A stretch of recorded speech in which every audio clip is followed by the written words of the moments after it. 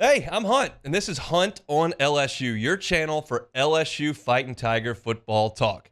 Enjoy the video. We want you to leave a comment below, hit that like button, and subscribe right below the video. Enjoy. Travis Brown covers Texas A&M for the Bryan College Station Eagle. Good enough to give us a little bit of time on the Jim's Firearms Hotline today. Travis, thanks for the time. How are you? Hey, doing well. It's that time of year starting to be where you got football, basketball, baseball. It doesn't seem like it should be this late, but here we are, week 9. It's crazy. It happens in football season, and it happens again in the spring when spring football cranks up, and March Madness is around the corner in SEC baseball. I know you just came from a baseball press conference, and nobody would ask this except me because I'm a sicko, but I got to imagine there's a lot of juice around that baseball program with Texas A&M, who's probably going to be preseason number 1 when that comes out in a couple of months. Listen, they had their first fall game. What was it, like two Fridays ago? And it was a packed Bluebell. I mean, there was like people on in the general mission sitting down, and Mike Early got a standing ovation. Aggies' new head coach when he went out to take the lineup card out. Like I've covered baseball for longer than any other sport here for about a decade, and I've never seen anything like it. So it's always been football, baseball, just like kind of LSU are the big crown jewels of this athletic department, and it's ratcheted up a notch for sure. LSU will be in College Station at some point this year, and that'll be a heck of a weekend there at Blue Belt. All right, let's talk some football, Travis. Can you feel the energy in Bryan College Station this week as this game approaches? Yeah, we were talking about that earlier around the newsroom, and you can. I mean, there's a blackout, something they don't normally do. People are getting hyped, but when you looked at the schedule at the beginning of the season, I don't think anybody had Texas A&M LSU circled as like this could be for the title game. It could be a rematch of the title game. It could have huge playoff ramifications. Mike Elko's first season. I just don't know if anybody had this. So I think there's a lot of, it seems like people kind of having to get their mind around like the fact of, hey, this is the biggest game in the SEC this weekend. And I don't think there was a lot of people who wouldn't have thought that to be the case. So yeah, of course it's the vibes are high, but I think there's still a little bit of being a surreal moment for I know the A&M fan base. I would imagine kind of both of them a little bit. Yeah, I mean, I think after the season opening loss for both fan bases, I think you could probably put some championship aspirations away for the time being, and then all of a sudden you look up 6 weeks later, and here we are. I don't want to bury the lead. I want to go straight to Connor Weigman here. Obviously, did not have a good season opener, has dealt with an injury, has come back, and has shown incredible flashes against Missouri, and then kind of regressed last week. What have you seen from Connor Weigman this year in his third year at A&M? Yeah, it's been a little bit up and down, like you said. I think there was no outings that he had in the limited time he had in the 2 years before that showed that he would be this up and down. He was pretty much all trending upward. But then you also throw for as bad as it was in the Notre Dame game, for as mediocre as it was in the Mississippi State game, the Missouri game was absolutely lights out. He was fantastic. And then you go back to McNeese, he was, it was kind of funny if you look at the Pro Football Focus grades, the Notre Dame game, he was the worst graded passer in the country. And for the the McNeese game, he was the best passer in the country. Of course, the truth is somewhere in the middle. And I do think he is a top 1 or 2 echelon quarterback in the SEC. So I think it's been a little bit of exceptions to the rule. And even in the Mississippi State game, he did have the 2 interceptions. He had the 4 turnover-worthy passes, which could have buried them if they got all 4 of those picked off. But he moved around in the pocket really well. He delivered some really sharp passes otherwise. So he's done enough, just like Marcel Reed before him when he was out. It hasn't always necessarily been pretty, but they've done enough to win ball games, and that there's something to be said about that too. Texas A&M's run the ball very, very well. Why? The offensive line has been immensely improved. That's been the biggest weak link in the whole system the past 2 years when Steve Adazio was the head coach in here. They brought in Adam Cushing. I think that's been huge to turn everything around. Tommy Moffitt, the strength coach, that is longtime LSU guy, I think has made an impact. But, I mean, everybody behind the offensive line was vulnerable the last 2 years. You saw how many quarterbacks A&M went through the last 2 years. The running game just really failed to get things going. They were having to bring Anaya Smith back there to try to get things going at last year and the year before at times for certain plays. And then Le'Veon Moss has taken huge steps forward. I mean, he was even maybe set up to be a role player this year with Reuben Owens, the 5-star guy, coming back. Reuben Owens gets injured.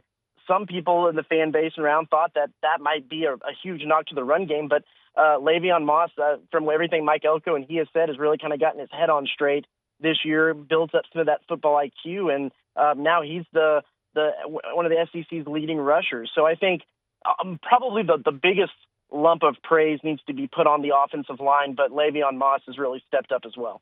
How big a deal is the Chase Bisontis injury? We learned about that yesterday, that he's been ruled out, been their starting left guard. It's something. It's really something. I mean, he is a beast. He's made the freaks list on The Athletic 2 years in a row. He benches just an absurd amount of weight. But they slotted in T.J. Shanahan, the freshman, and the game last week, and everything seemed to continue to move along smoothly. That's going back to the offensive line. That's been something that you couldn't say, even maybe since back to 2020 was the one year they had a great offensive line. Going back to 2016 was the last time before that they had an offensive line that had enough depth that if somebody fell out, they could slide a piece in and the continuity stayed. That seemed to be the case. They've gone through 3 centers this year and rotated through because of injuries, and now this Chase Bisontis injury. It certainly isn't nothing, but more so than any season, basically since I've been covering A&M, this is an offensive line that has some depth that they can maintain continuity if a guy drops out here or there. I've been torn analyzing this game this week because I have a ton of confidence in Mike Elko is going to field really good defenses the whole time he's in College Station, however long that may be.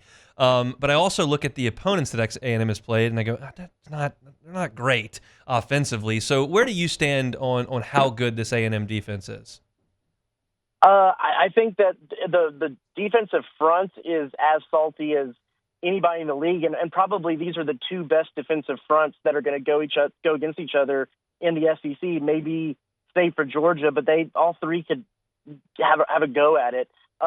If A&M has a weakness, it hasn't. You can't just say it's the defensive secondary altogether because they've been pretty darn good this year. It's really been on certain zone coverages. There has been some blown coverages, some failure handing guys off that have led to some big explosive plays that hasn't come back to bite them. They had 2 of those against Arkansas.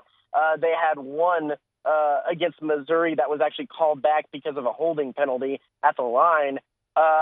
So they kind of escaped a bad fate in some of those.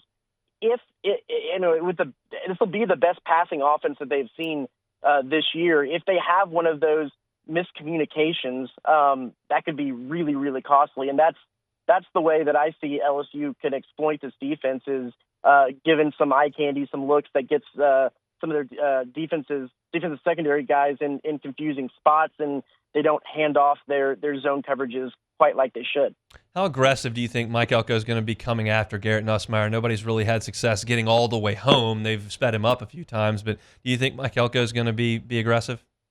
Very. I mean, that's just kind of how he calls defenses, especially watch on third down. Third down has kind of always been his bread and butter. He runs a 4-2-5 pretty rigidly through first and second down, and then he'll come in with a 3-4 with that jack linebacker, Cassius Howell or Rylan Kennedy, who's basically a really, really quick defensive end, and he'll bring that guy from all different angles. They'll bring safeties. It doesn't matter what position you play on the field. Your number is going to get called at some point to blitz, and that's been the case with anybody that they played this year. So I believe that there's no indication that they would stray away from that. He likes guys who are aggressive. He likes to call games aggressively, and sometimes that is a little bit sometimes where you can get the breakdown in communication on passing guys off deep, but I don't think it's anything that they'll stray away from. How do you think this goes on Saturday night? You know, I've been back and forth on this. I think when the season started out, I had LSU winning, but A&M has proven to be much better than I thought they were going to be when the season started out. I thought the one reason why A&M would win this game is that LSU's defense was not going to be good, but LSU's defensive front has been really good this season, and A&M is really leans on the run, so that kind of goes into LSU's favor. To me, I think it's going to be a one-score game. It's going to be a barn burner like several of these are, but I do think actually LSU is going to come out of the win.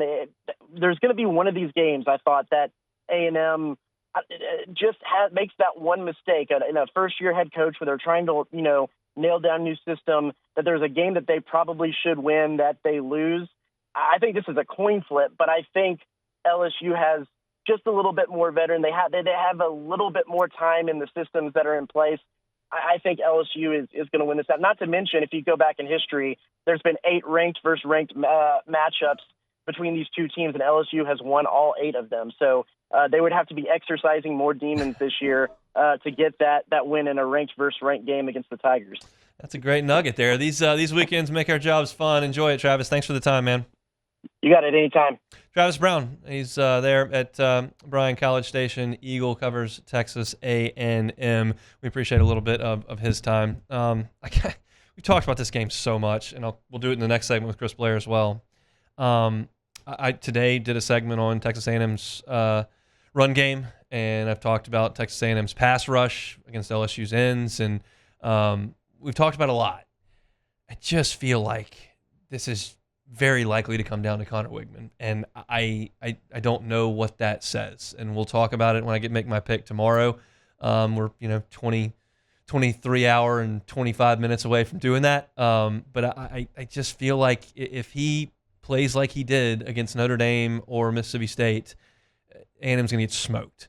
If he plays like he did against Missouri or LSU 2 years ago or Miami last year, they've got a really good chance to beat LSU because they've got that home crowd and they've got a good running game and their defense has a really good front.